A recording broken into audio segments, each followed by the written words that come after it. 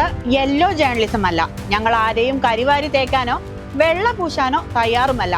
ഞങ്ങൾ നിഷ്പക്ഷ മാധ്യമ പ്രവർത്തനമാണ് നടത്തുന്നത്. ഇപ്പോൾ ഉയർന്നു വരുന്ന വിവാദങ്ങൾ ഞങ്ങളെ പോലെ തന്നെ നിങ്ങൾ ഓരോരുത്തരും അറിഞ്ഞതുമാണ്. 3 ആഴ്ചയ്ക്ക് മുൻപ് ഈ വാർത്ത ആദ്യം പുറത്തു കൊണ്ടുവന്നത് വൈറ്റ് സ്വാൻ TV ആയിരുന്നു.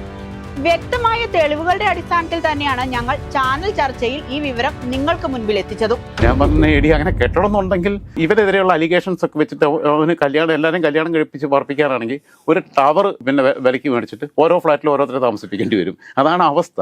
വിശ്വാസത്തിൻ്റെ പുറത്ത് സൗഹൃദത്തിൻ്റെ പുറത്ത് ഒരു പക്ഷേ പ്രണയത്തിൻ്റെ പുറത്ത് അതുകൊണ്ടായിരിക്കാം, പ്രണയം ഉണ്ടായിരിക്കാം.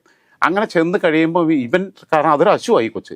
അവനും വലിയ വലിപ്പമുള്ള ആളൊന്നുമല്ല. പക്ഷേ എന്നാൽ തന്നെ അങ്ങനെ ചെല്ലുമ്പോൾ ഇവൻ റേപ്പ് ചെയ്ത് കഴിഞ്ഞിട്ട് പിന്നീട് അബോർഷൻ നടത്തിക്കുക എന്നൊക്കെ പറഞ്ഞു കഴിഞ്ഞാൽ എവിടെ അബോർഷൻ എന്തായാലും കേസാണല്ലോ. ഇതിനു മുമ്പ് നാട്ടിൻപുറത്ത് സ്വന്തം നാട്ടിൽ ഒരുപാട് ആരോപണങ്ങൾ ഇതുമായി ബന്ധപ്പെട്ടുണ്ട്.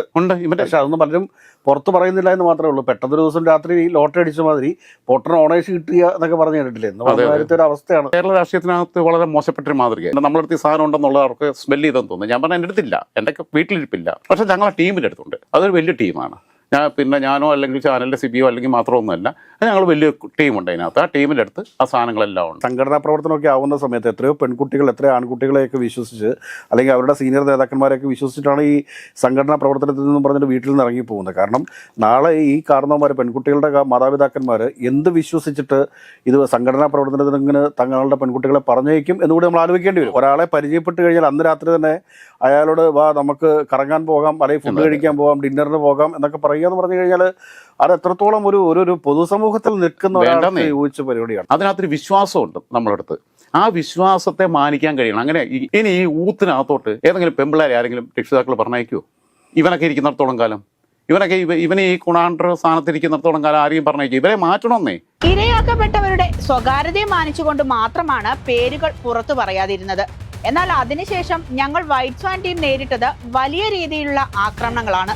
പലരും ഞങ്ങളെ കല്ലെറിഞ്ഞു. പ്രമുഖന്റെ PR വർക്ക് ഏറ്റെടുത്ത ഞങ്ങളുമായി യാതൊരു ബന്ധവുമില്ലാത്ത പ്രശസ്ത മാധ്യമപ്രവർത്തക ഞങ്ങൾക്കെതിരെ പരാതിയുമായി എത്തുകയും അതിന്റെ നിയമ നടപടികൾ ഞങ്ങൾ നേരിട്ടുകൊണ്ടിരിക്കുകയുമാണ്. ഇനി ഞങ്ങൾക്ക് പറയാനുള്ളത് ബഹുമാനപ്പെട്ട കോൺഗ്രസ് നേതൃത്വത്തിനോടാണ്.